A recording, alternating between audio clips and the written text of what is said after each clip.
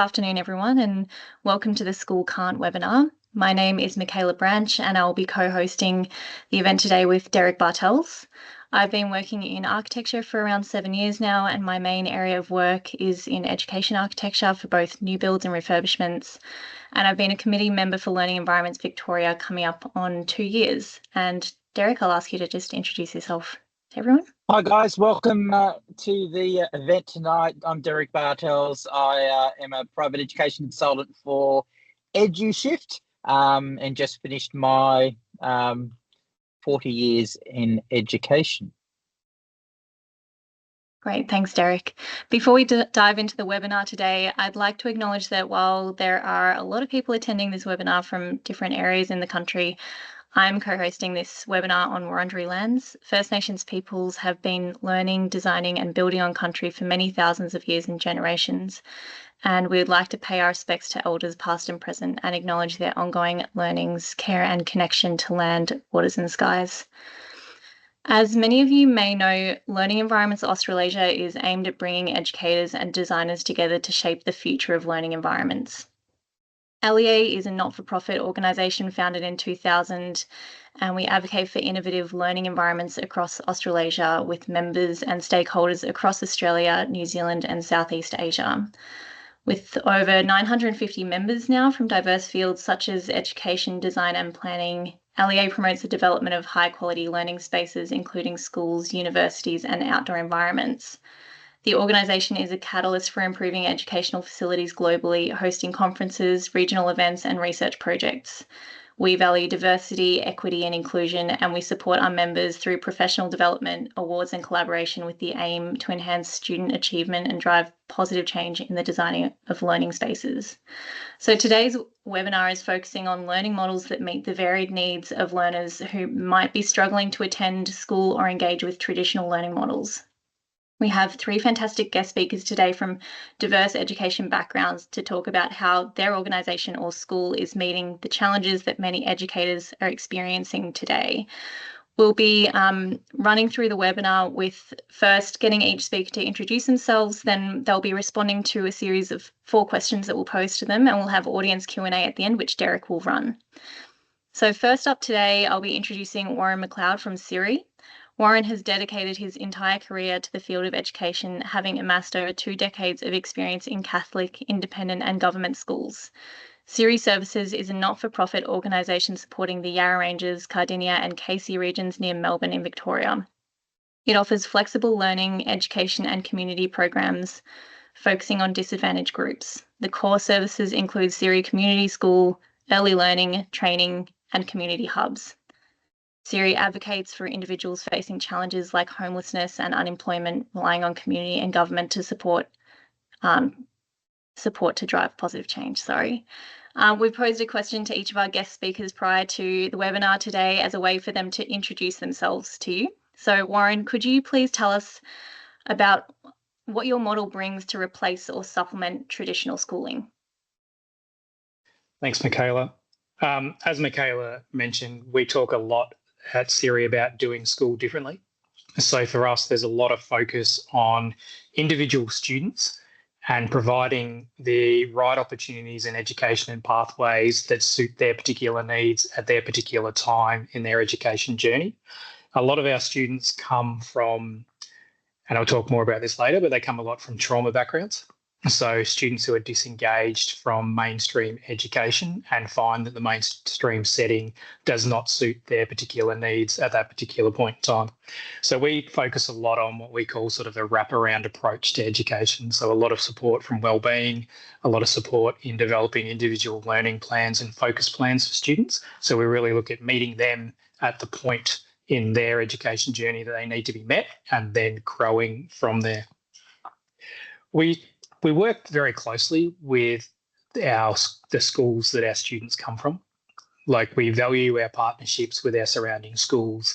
We value the seeds that have been sown with the young people, and we try and build on that. So we never actually look at this as we provide the perfect environment for every single student. We work very closely with different organisations and different groups to ensure that it's a group approach to supporting the young person, because we might be experts in a particular area, but there are so many dynamics to a young person's education that we need to, partner with other organisations and our local schools to ensure that we're creating the right environment for that young person to be successful.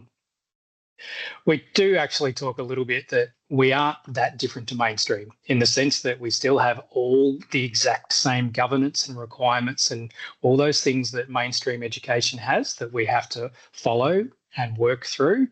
But where we get the opportunity to be really creative and innovative is in the offering of curriculum and how we deliver that to our young people. So we don't have assessment, we don't do exams, we don't have homework, we don't have uniforms or anything like that. We actually take more of a real flexible, hands-on, project-based learning approach, really focused heavily on literacy and numeracy. We are fundamentally aware that without the basics in literacy and numeracy, some of our students will really struggle to transition into either further study, whether that's the TAFE environment, or into employment services. And we spend a lot of time working through that. And so the challenge in that is without any formal assessment, as we would call it, working out where students are in that continuation of literacy and numeracy can be difficult at times. So we spend a lot of time working one-on-one with young people to gauge where they are in terms of literacy and numeracy. We also, again, have students across a variety of different backgrounds, which I'll speak into a little bit later. But that's probably a little quick summary of what Cire does. We obviously have currently 4 campuses. We're currently in the process of designing 2 more. I was telling Michaela and the team, I was actually meeting with architects this morning about moving down the path of designing a school purpose-built for this environment. So it's quite an exciting time for us at Cire. But yeah, so 4 campuses, approximately 550 students across those 4 campuses, with capacity to grow that over the next couple of years as well. Thanks, Michaela. Thank you so much for that, Warren. So next up, we have Lisa Branch. Lisa is a principal at Victoria Road Primary School in the Yarra Valley in Victoria with over 30 years of experience in both government and non-government primary and secondary schools.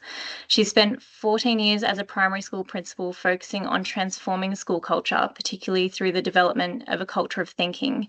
Inspired by Project Zero at Harvard University, she emphasises building the capacity of her staff and fostering an environment where both teachers and students can thrive. She believes in creating a dynamic and collaborative learning community where individuals are encouraged to think critically, engage deeply, and support one another's growth. Her leadership is grounded in continuous professional learning, data-driven decision-making, and a commitment to nurturing a culture of inquiry and reflection within her school community. Lisa, could you please tell us a bit about what your school model brings to replace or supplement traditional schooling? And you both have the same surname. Come on, Derek. I know. And I made a brilliant child. What can you do? Thank you. Oh, thanks, Michaela. Yes, so our school is a standard government primary school, so it's not what people would call alternative by any stretch of the imagination. But I think within that environment, we are quite unique in the sense of, the idea of thinking culture being such an important part of what it is that we do. I guess what we bring that's a bit different is that the model that we use, we have a co-teaching model, which I'll talk about a bit later on, but essentially what that really does is enable us to collaborate on a scale that we wouldn't be able to do without it. And we can encourage and model collaboration for our children as well. The thinking culture work that we do is, I think, critical in education at the moment, particularly when we have people accepting information without question. So we create an environment where it kind of feels a little bit cliche to say, we encourage curiosity, because curiosity is one of those words that people just throw around now and it means you're doing something. But we actually really actively work towards understanding the language that we use as teachers and how that can encourage curiosity. We have a lot of thinking routines and management routines that we all work on in our school, and all of those are focused toward creating the culture of thinking. So it's quite different, although as a setting we are a standard school. Thank you very much for that. We have our final guest today is Sam Stolberg, who is the Hub Manager at Virb's Education Hub. Virb is a certified social enterprise that currently has relationships with over 50 state and private schools in Queensland and Victoria. Virb's primary mission as a social enterprise is to enhance the lives of young people, primarily through the relationships Virb has built with schools since 2014. Virb focuses on addressing school refusal, providing preventative interventions, and promoting retention and re-engagement. It empowers students by offering tailored education programs that combine academic learning with life skills, supporting personal growth, social emotional development, and preparing students for meaningful education, employment, and independent living. Sam, could you please tell us a bit about what your model brings to replace or supplement traditional schooling? G'day, everybody.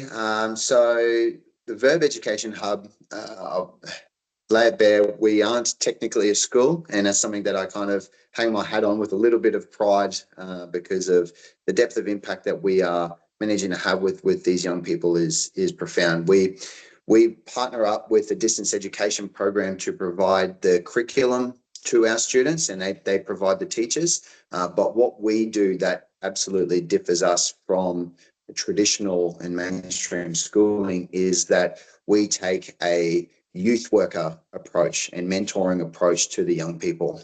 So the hub exists for kids that mainstream schooling is quietly given up on, or maybe more to the point, the kids have given up on mainstream schooling. So these are the students that we work with. 90% of them are neurodivergent. They have a lot of social anxieties. And the kid who'd rather surf than probably sit tests, So we live on the Sunshine Coast, so there's a lot of that happens. So I've ditched school bells and detentions, and we've built a tribal-based theme micro community into our program that we offer support over sanction for these students. At the end of the day, they're all neurodivergent and they're teenagers. So, reprimanding them for these outlying behaviours doesn't serve them. And a lot of the times that they want to know. So they just want to know the reasoning behind the rules that are being put in place. And we have a very student-focused program. So in the mornings we have our morning huddle, and every single time that the students actually plan out their day. So we do it as a group theme, and then they get to lay out how their day works. So they get to help lay the foundations on how it works. They know what they need to do, but then they get to understand how they're all feeling and come together as a tribe and work together.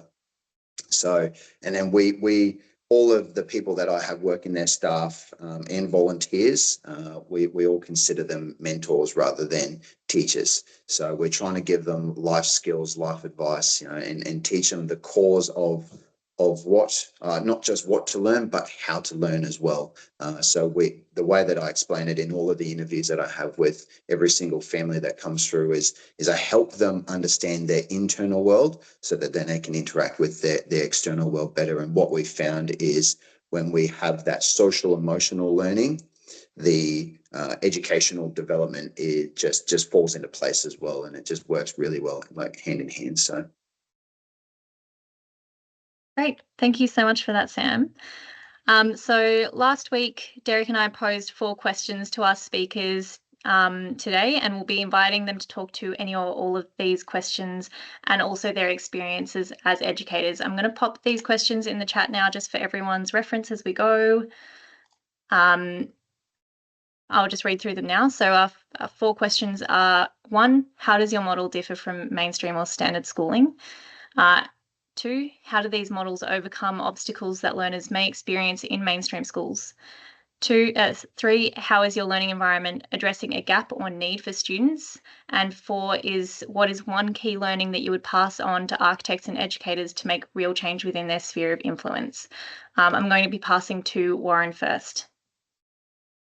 Thanks, Michaela. I'll probably not necessarily answer the questions each one. It'll probably just be a long spiel that'll pick up threads along each one. Probably I'd start with in terms of how our model is different. Cire's been running schools for about 10 years now. So we talk a lot about honouring the past, embracing the current, and then building the future. So for us, it's always about how do we improve our education model and offering for young people? Because society changes, the world changes, so we have to be able to keep up with that. And I think sometimes in education, and Lisa will probably attest to this too, and Sam, sometimes we get stuck a little bit in the past and we don't embrace what's actually happening in society and changing the way we do education to suit the needs of young people. So I think in that sphere, that's probably where we are very different. We're very adaptable. We're very flexible about how we do education and what we do. And we spend a lot of time talking about it as leaders and teachers in our organisation as well. We're very focused on a trauma-informed approach. So majority of our students who come to us have some form of trauma in their background. So that could be a whole range of different things. It could just be purely disengagement, so trauma from a school perspective. So whether it's online bullying, physical bullying, those sorts of things. So that sort of trauma in that space as well. And then we have a lot of students, probably similar to Sam, neurodivergent. We have kids with juvenile justice backgrounds, addiction, homelessness, a whole gamut of things that have had an impact on that young person's life. So probably the first thing we really focus on is to make sure our environment is safe. So we talk a lot about safety. So for a lot of these young people, school is that safe space. So they know they can come to school, they can engage in an education, but it's not just about learning. So we provide opportunities. So we have laundries, we have showers, we provide food every day. We have opportunities for clothing, those sorts of things too. So really making sure we're focused on safety, because we know if a student feels safe, we then have the ability to actually regulate their emotions. And if we can get those two relatively right, we can get them in the right space to then look at learning and how we do that. So some of the areas like our day, we don't have a normal school day, so our day is shorter. So it's sort of 9:30 to 2:45 because we find most of our students, that's long enough for them to be in that environment. We have 2 half-an-hour breaks during the day, so we don't have a short break and a long break. We break it up in 2 half-hour blocks, and we effectively have 3 sessions throughout the day. And our classes are also mixed, so we don't necessarily have your traditional, you're in year 7, you're in year 8, you're in year 9. The sort of what we call that group would be like our middles group. So students would be working at whatever level they would be within that space. In every classroom, we have a teacher and a learning assistant. So we have 2 people in that classroom to work with our young people, supported by our wellbeing team. So probably like Sam mentioned, we have a variety of different people in backgrounds in our wellbeing team. So people from a social work background, youth justice, child protection, so a whole range of experts who bring different skills to support people in that journey. In that too, we don't have classes on a Wednesday, so our students only come to school 4 days a week. Wednesday is a day for either professional learning for the staff or working through what they need to prepare for classes. Our senior students have VET on that day. So in Victoria, for those of you who aren't from Victoria, part of our vocational major strand is students have to do a VET course. So our students are enrolled in a VET course. We're actually very lucky at Cire because we have the RTO attached. So we have a really good relationship with our RTO, so they can provide a lot of those VET courses for our students. So some will do external, but a lot will actually go through the Cire VET courses. And the advantage of that is we can provide our learning assistants and staff to actually go with our students to those VET courses. And our VET staff, who are our trainers, actually have an understanding of the trauma-informed approach to education too. So they're really comfortable working with our students and the challenges that they may present on any particular day. We do a lot of talk around finding the balance between wellbeing and learning too. So I approach that. We talk about a ladder approach. So wellbeing and learning are parallel, and then the rungs between are what join wellbeing and learning together. So we know each is equal and each is very important. And we want to challenge our young people to actually engage in an education. because we know that gives them the opportunity to build a future into whatever area they want to go to. And we do a lot of work in terms of developing pathways in that space as well, particularly we're sort of putting a bit of an emphasis and a focus on our year 10 students. So what's your pathway moving forward? Is it continual education with us? Is it a TAFE course? Are we looking now at an apprenticeship or some other form of employment that they may be interested in? So a lot of work in that too. We talk a lot about unconditional positive regard. So our students obviously come with a whole range of things going on in their world. So we look at behaviours, we don't look at the person.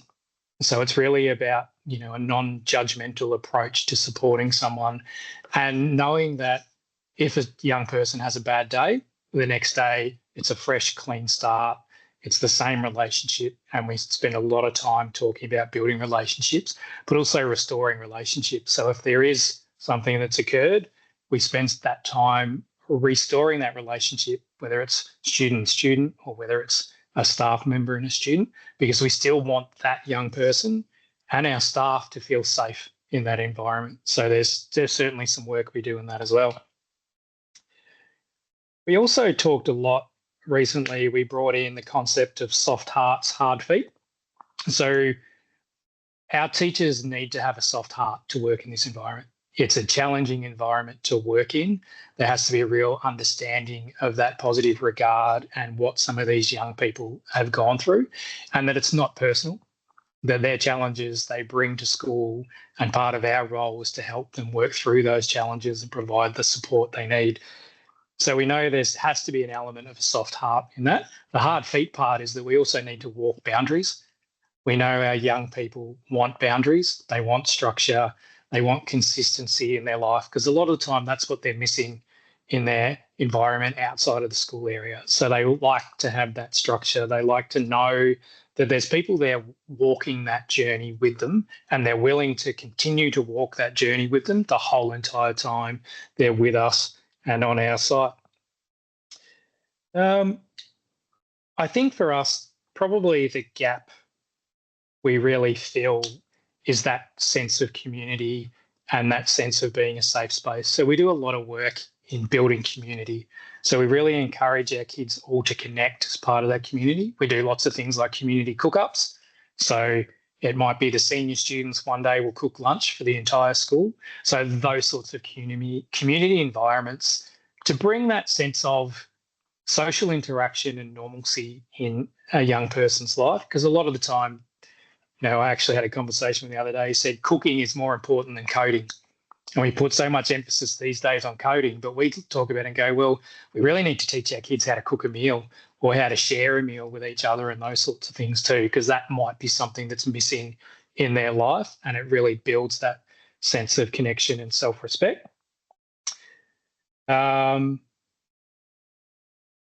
Probably for us, it's also about making sure that the school doesn't look like a normal school environment. And I mentioned we're designing schools at the moment. A lot of our kids come with trauma from an education setting. So we really spend a lot of time looking at how do we adjust that environment and making our classrooms look different. We talk a lot about bringing the external in. So what's the outside environment? What's nature like? Because we know that's a really good self-regulation tool for a lot of our students, is being out in nature. So being able to design buildings and spaces that create those two. And I think I'm starting to run out of time, so I'll get moving so I don't take up anyone else's too much time. And probably I know the last thing you talked about in terms of talking to architects, I was talking about that this morning, and we talked a lot about neutral and natural. So the natural environment, but our schools are all very neutral. So neutral colours, neutral tones, natural, timber, wood, those sorts of things. So we try and reduce the colour in that. And I think probably my biggest challenge for architects is what I like to call don't fall for the trends. So I refer to this as the hokey pokey. So we put the walls in, we take the walls out, we shake it all about, and then we put the walls back in again. And then 5 to 10 years later, we'll take the walls out again. So don't fall for the trends, but be creative. Like, I think we can move away from traditional models of what school looks like and classrooms look like and get real, and we're getting better at it. but let's be really creative in what we do. So I think that's probably me using up my 8 minutes. Thanks, Michaela. Great. Thank you so much for that, Warren. That was a really great insight into Cire and into your experiences as well. Next up, we're going to hear from Lisa. I'm not going to repeat the questions because there are 4 of them, but I think we'll just dive right in. Great, thank you. So interesting, Warren, to hear the similarities between what you have going on at your school and what we have going on at Victoria Road too. So yeah, that was lovely to hear. Our school is a co-teaching school, as I mentioned before, and we spent a long time, I guess, crafting our teaching and learning model. And where we started was to understand what it were the needs of our children. So much like what Warren's described and Sam as well, we have a considerable number of children that come from a background where there's been various traumas. We also have quite a number of students who are funded as students with a disability. Having said that, we have quite a percentage, but we are just a regular school environment for all other purposes.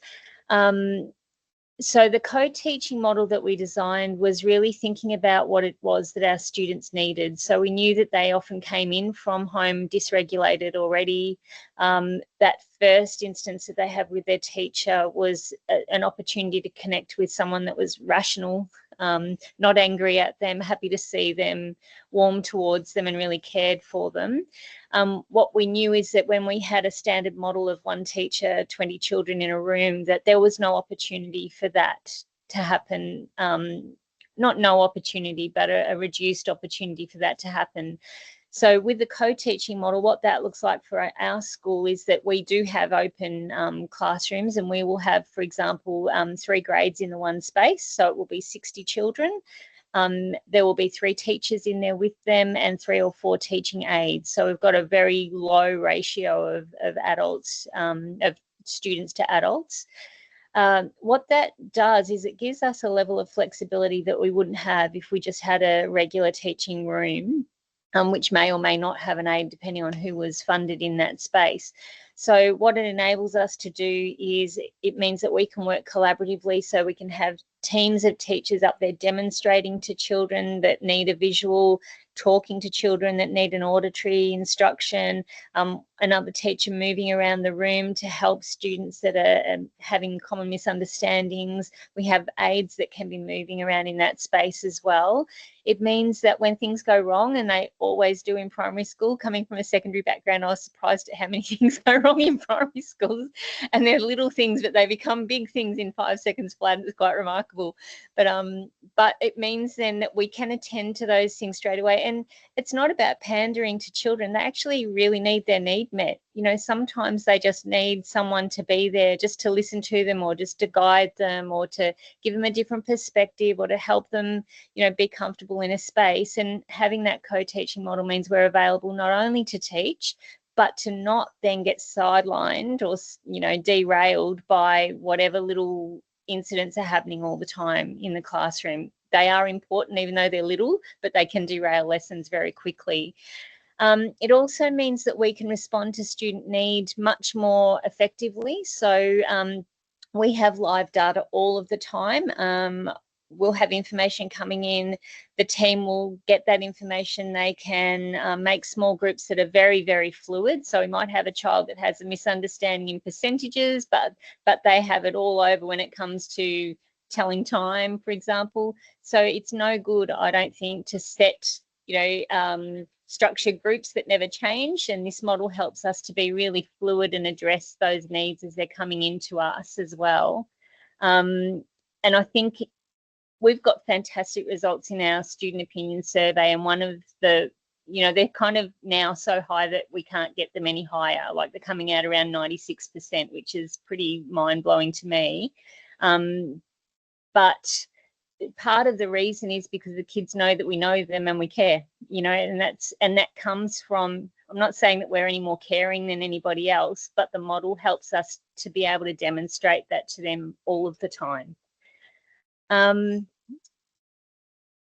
We've got a lot of additional supports in our school as well. So again, recognising, as Warren said, that wellbeing sits right alongside academics. We have, you know, a counsellor, we have a chaplain, we have a person that coordinates students with additional needs to work with their families. We have we have a speech therapist. We have lots of outside therapies that come into our school as well. So all of those things make a difference.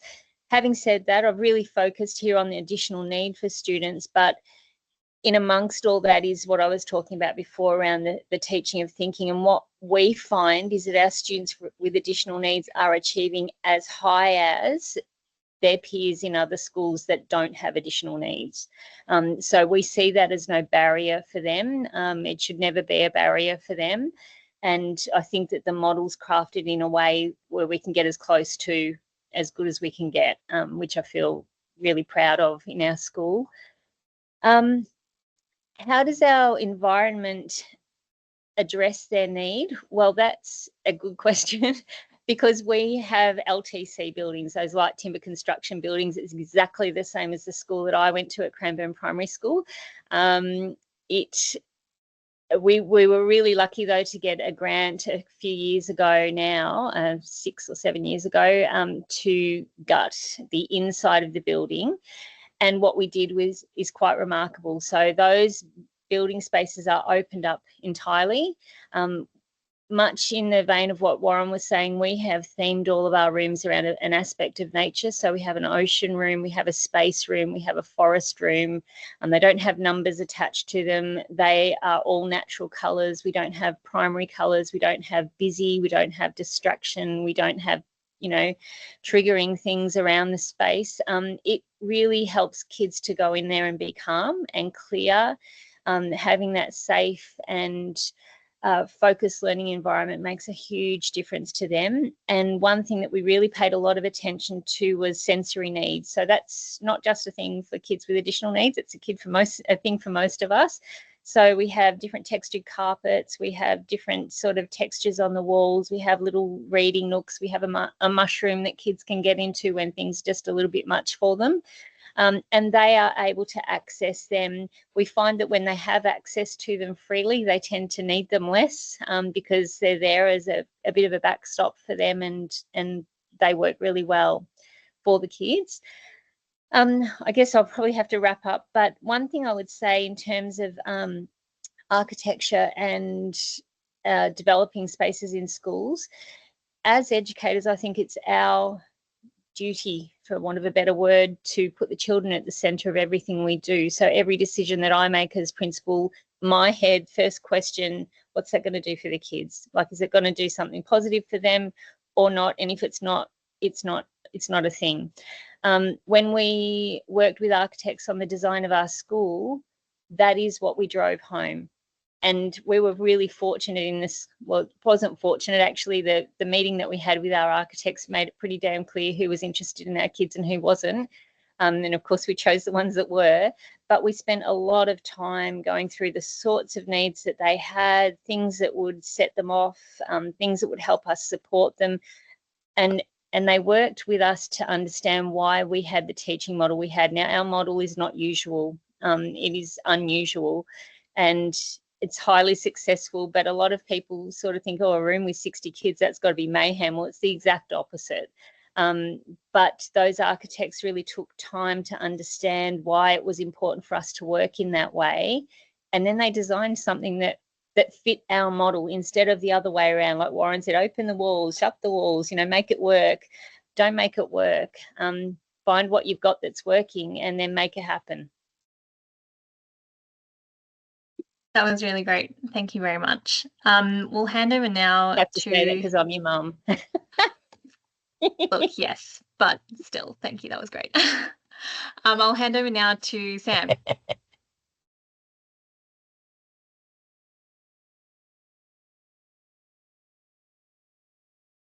You're on mute, Sam. That might help. I do teach kids, not technology, but I do teach them. So how we differ is the first is we're probably a little bit different to Warren, how he said there was neutral colours and natural colours and things like that. Man, our space it's funky, because we want to dysregulate students when they're coming in, particularly when they're coming in for the first interview. What they're used to in school is it's a very, very clinical feel. We've got graffiti up on the walls, with stickers everywhere. We've got bean bags, lounges, and we just created a really, really funky space for these guys to be able to attend. We got some cool LED lights. And so we wanted to, just challenge the status quo for these students. So we really creating a space that they want to come in, and it's flexible, that they can move it around. If they don't like something, then we can have that group discussion, and we can work together and collaborate on how they think that the room might be better set up. So that's a big one for us, and with that we have just our staffing and volunteer numbers. Where our business is built on volunteers, we wouldn't be able to do what we do without them, and I'm just so grateful for them. But we have generally with the 15 students that we work with in the classroom, we will have at minimum 3 of our mentors there. So our supervision numbers are super high. And generally, if I have 15, I actually want 4 mentors or supervisors, to give these guys the focus and care that they want. And because a lot of them just, unfortunately, just need a little bit extra love, and they just want a bit of attention. And for them, a lot of the behaviors that they then, that they get reprimanded for at school, it's just an unmet need of love, that they just want a bit extra attention. And if we can give them a bit more of that focus, then all of a sudden their behaviors, just don't become behaviors, or we can address them pretty quickly, and it's fantastic. Absolutely love it. So the environment is great. It's neurodivergent friendly. So a big thing for architects, I'll jump across a couple questions. Don't make schools feel like prisons. That's a big thing that we get from a lot of my students, is they get into their behavior modification rooms or whatever, and they literally say it feels like a prison. So don't make the schools feel like open air prisons, please. So these students are individuals, and what we've created in there is, because we do work with neurodivergence, I'm clinically diagnosed myself, so I understand their pain as much as anybody. We've got bean bags getting around, we've got lounges, we've got really comfy, really nice office chairs that they can move and rotate around heaps. But then we've also got in that space to help them is we've got soundproof booths. So we've got a single person soundproof booth, but then we've also got a 4-person soundproof booth, which just creates a lot of flexibility for us in how we're able to operate. If I've got a bunch of kids in a room, a bunch of young people in a room that are being particularly unruly, I can just tell them to get into the 4-person booth, and then they just get isolated. Or if we've got a whole group of them that are being disruptive, then I have the ability to send the ones that aren't being disruptive into there, and they can have that isolation. And then we've got the ones that do have ASD and get quite overstimulated at times. The single person booth is that's where I go to scream and let off some steam. But that's great, so that they can have their meetings and Teams calls with their distance education teacher, or they can just go in there and just really isolate, because it's got a fan in there that makes some really nice brown noise. They can adjust the lights and everything like that. So we've made it as neurodivergent friendly as possible, and the science backs that if they can get up and get moving, then they're actually more inclined to do work, and they're more engaged. So we give them a sense of belonging. So as I mentioned earlier, there's support over sanction. All of my staff are trained, and I really hammer it home for them. We don't reprimand the outright behaviour. So what we want to look at is what's the need behind the behaviour, not necessarily what rule was broken. So the way that we look at it is, we just have that behavior, which is just a symptom of an unmet need. So if we can, rather than reprimand the behavior that they're displaying, if we can figure out the reason that they're behind it, they might be disrupting the class just because they're just some bad things happening at home. So if we can help them understand that and process that emotion, then that outright behavior is generally resolved, rather than just reprimanding it, then them being confused because they're being punished for something that they don't really understand. Whilst we have a focus on academics, the academics sit alongside life skills, enterprise projects, and their social emotional learning. The goal is a whole human growth, not just a report card. We live in a world nowadays where students have, people have an ability to achieve unbelievable things, and I just don't. I just want to give these guys an ability to exist in the world, which I think is most important for them, because I don't care if they're going to get straight A's. If they don't have an ability to understand relationships and those sorts of dynamics and understand themselves, then nothing else really matters to them, because they're not going to be able to achieve anything in life. So I'd rather, like I said, that whole human, not just the report card, and what we say, they belong before we ever measure anything around how they perform. So how do these models overcome obstacles? So the neurodivergence, we've created that neurodivergent friendly space. They can go and run away to the soundproof booths.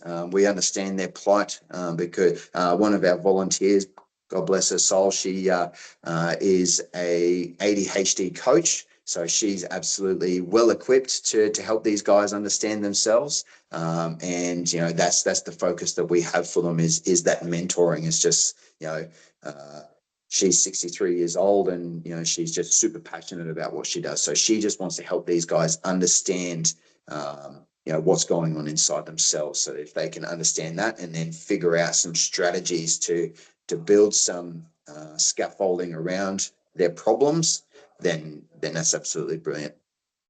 So we overcome some of this, the social fatigue or trauma in the schools, because again, we've got those isolation booths, and we work in smaller groups within our wider groups as well. So within the wider whole entire pack, we have some smaller groups. So we have 3 or 4 people working together because of our supervision numbers. Then each of those guys can have a mentor, staff member or a volunteer just helping to support them. So we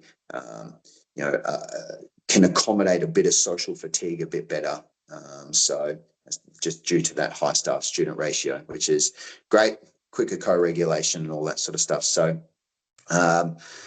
so we also, something that we do is we focus on maths and English. I'm more interested in teaching these guys how to learn rather than what to learn. And they absorb that much better. They're given the right circumstances. The students that we work with are absolutely academically gifted, but they just haven't been given the opportunity to learn the way that they need to learn. I don't care if they want to chuck headphones on and just tap away on the computer.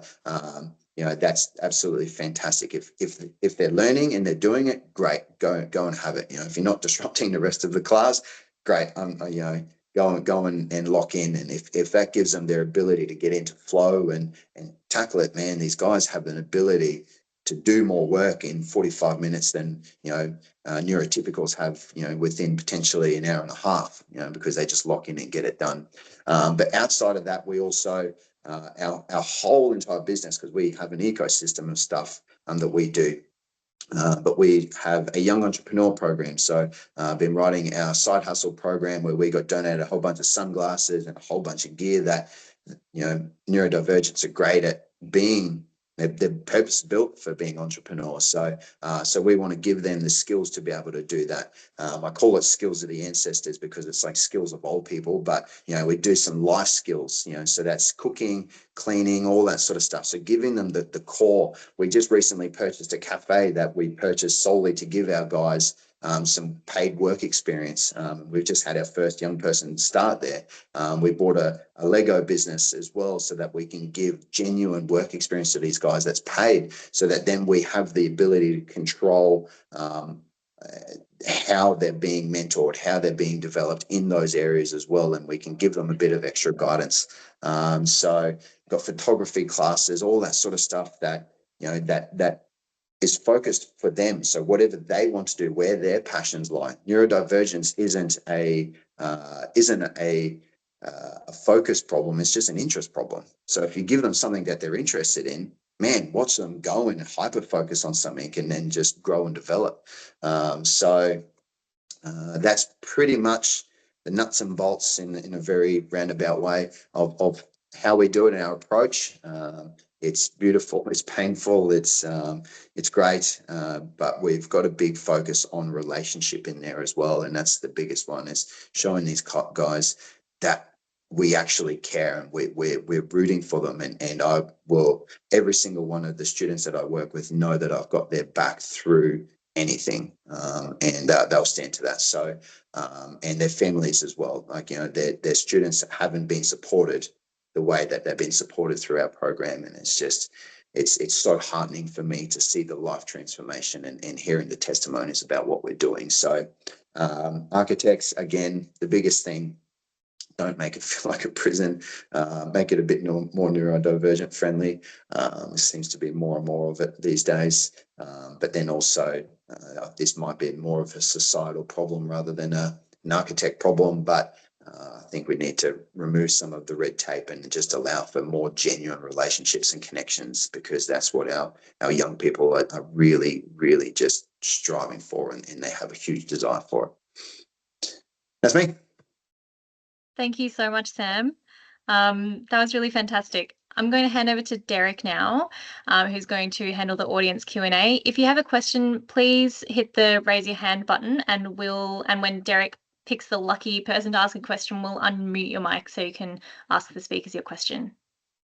While you're thinking of some questions out there, guys, geez, how passionate Lisa, Warren and Sam were listening to that from many of the architects who are here, and I can recognise some educators as well. What a beautiful day. I know myself, I'm out in the country at the moment. I'm actually in the car park of the Ararat Bowls Club out in Western Victoria, and I'm using the lights from inside the car from the makeup mirrors and things like that. But the thing is, I've had a big day working with schools, but I tell you what, guys, that was probably the most refreshing part of my day, to be here, how passionate you guys are about enabling learners who are very diverse in a number of ways, and being able for them to actually thrive and flourish in life. And by listening to that, I'm so energized. I'm so frustrated too, and I'll explain that in a sec, because we still haven't got a question, so I'll ask a question. And, you know, it's incredible. What you are enabling is those rich contemporary skills and dispositions that we need today for people to thrive in the world. No doubt, just listening to the three of you. Yet we're in mainstream schooling, and I say this and knowing that Lisa is in the mainstream school, but she's addressing it in the way that we all want mainstream schools to address it as well, in terms of enabling authenticity, student agency, and rich connections to external community, so that these individuals, including the adult learners, which we all are as part of the ecosystem there, will thrive and flourish and be able to, you know, solve the real problems of the world, solve your own problems of the world. Because I would, you know, Sam, that was so soul stirring what you were saying then, and you know that you have their back, as I'm sure Warren and Lisa would say as well. But you know, I would say that those students in your care will be either directly or indirectly managing and self-managing themselves to be able to get out there in the real world and engage. And, you know, we all know, and all know here, architects, educators, and you guys alike, know that a good academic, solely academic success does not guarantee that you're going to thrive in life, and we know that. How many ATAR high ATAR students get out there and struggle at university? You know, and look, we know that there is a percentage. Research shows there's a lot of students out there who are very good at not a lot, but a small percentage of students are very good at traditional schooling. They are They want to be told what to do next, when to do it, what's the assessment to go through, and how to get to the next hurdle. When you get to university or get into the world or get into a vocation or whatever it might be, when you have to make your own decisions, that's very tough. And, you know, it makes me I'm frustrated in a way to think that some of you guys are actually enabling a number of learners to do that. Yet we need that to happen in all schools. And, you know, congratulations, Lisa, because you're doing it obviously in multiple ways at your school. Belinda, do we have a question? Oh, no. Was that a question? No, someone was raising their hand. Belinda is on a train. Oh, okay. Maybe that was just a message to me. Yeah, so how do you guys respond to that in terms of, there's a lot of talk about future schooling, whether it's a collection of micro schools and hubs, which is lining up with some of your work. The future, what would you want mainstream, how do you want to see mainstream schooling change? And Sam, that was great, and I've got a little quote there, you know, no more prisons and cells and bells, as I call it, cells and bells and prisons. Yeah, completely, for sure. Warren. How would I like to see main school change? It's a very interesting question, Derek, and one we could probably talk about for hours. I would like, if I look at it from a teaching perspective, so a lot of teachers who come and work in our schools, and I'm sure Lisa and Sam would be the same, is they talk a lot about how they feel kind of, I guess, trapped, that we have to teach in this particular way. Doesn't matter what the students' needs are. That we've moved away from a model, and Lisa touched on this, that the student should be at the centre. So it really should be about, well, what's best for that young person in that environment, and how do we engage with that young person to feel a level of success? And I think, you know, without getting too philosophical, when you talk about, you know, the debate around that plan and testing and those sorts of things, that yes, there's a place for that, but there's not a place in that for every single child. So we have to think about, well, putting the student at the centre and moving away from, you know, giving our teachers that creative license back. Like most people I've worked with over the years get into teaching because they see a purpose in working with young people to educate them. And then they get into this system, and they get sort of into the system that continues to say, well, you have to do it this way. You can't step outside of that. And I think what Lisa's doing is great, given, you know, in a department school going, well, you know what, we can do better than this. We can do better than what we're told we need to do, you know, but we can still do it in the parameters and be creative and flexible. And I think her staff would love that. So that's where we get a lot of teachers who come to us, and it's about purpose.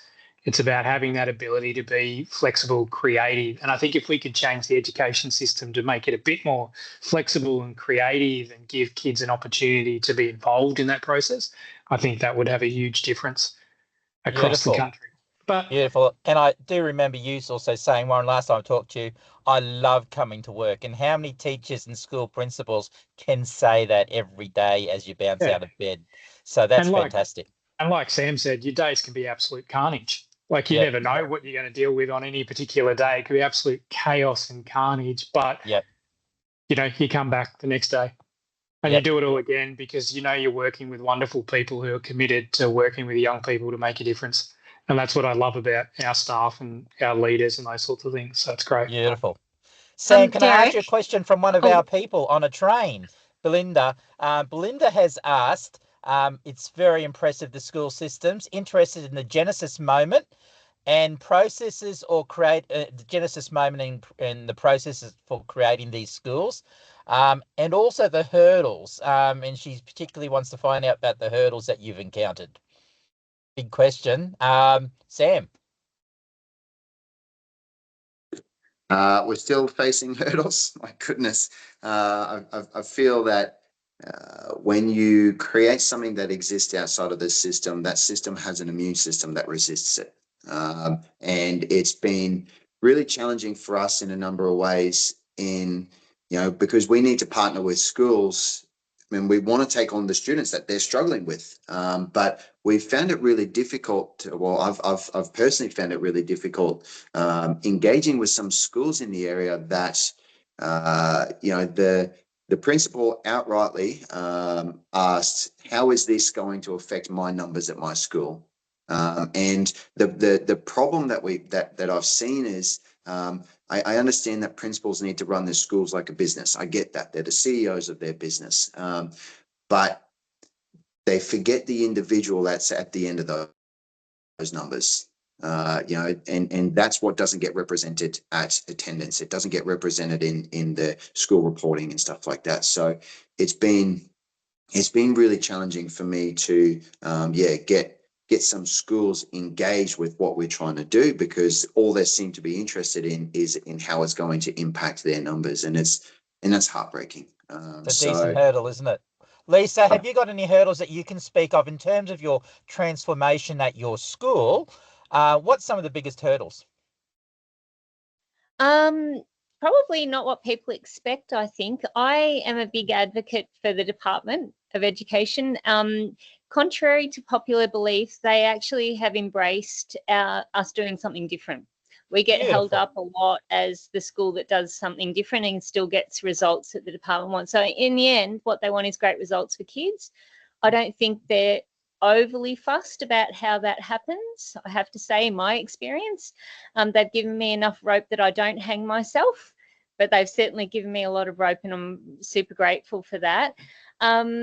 What I will say, I think the bigger problem is that we have a system that discourages school leaders with experience in staying in difficult schools. That is the big part of the problem I see. So my school, when I started, was an exceptionally difficult school.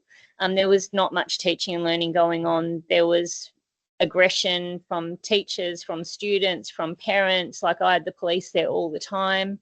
It is nothing at all like that now, but that's because I've been there for 10 years working on a plan. In the systems that we have, what happens is people come to schools like that, they don't stay for long. It's a stepping stone to a bigger school because you get more money and whatever. And I'm a real advocate for changing that system where people are encouraged through whatever means it is to stay in these difficult schools, because ultimately your most experienced leaders are the ones that you need in there working with difficult family situations and children that don't have access to things. I mean, Sam's talking about someone worried about numbers. Well, I worry about numbers, but I'm not going to compromise what I do for the numbers. And that is another hurdle for us, is that we don't get many enrollments at our school. I'll get 30 preps in a place where I should get 70 or 80, but people think, oh, there's too many kids in that space. Well, I'm not about to change that, to change people's minds so I can. Oh, it's just a complete waste of my time, and it's a waste. And I think I'd prefer to do well for the kids that are there instead of try to keep some people happy by putting in a red slide and changing something else that's important to me and to my staff. So I think we have to, having said that, I've been in schools for a long time. I have the courage to do it. I don't think they're going to find a replacement to go into my school in a hurry. So, whatever. But that's not everybody's story, and I think we need more experienced leaders in schools so that they can make those courageous moves, because they are the ones that make a difference, those moves, because otherwise we're just regurgitating our own school experience and it doesn't work. Beautiful. Well said, Lisa, and a great way to end the conversation on a very courageous note. Everyone who's still there, it's 6:34, Michaela. And thank you so much to the presenters tonight, to Warren, to Sam, to Lisa. Can we give them a round of applause, even though it's probably going to be quiet?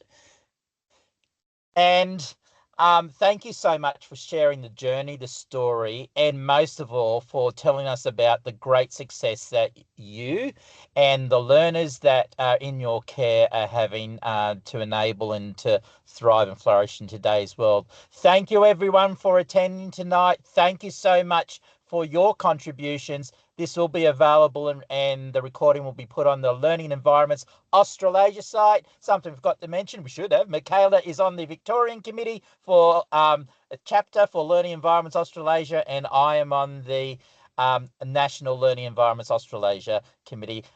We thank you for coming along tonight. Look forward to our next event. Travel safely for those who are travelling, and we'll see you next time. Thank you all.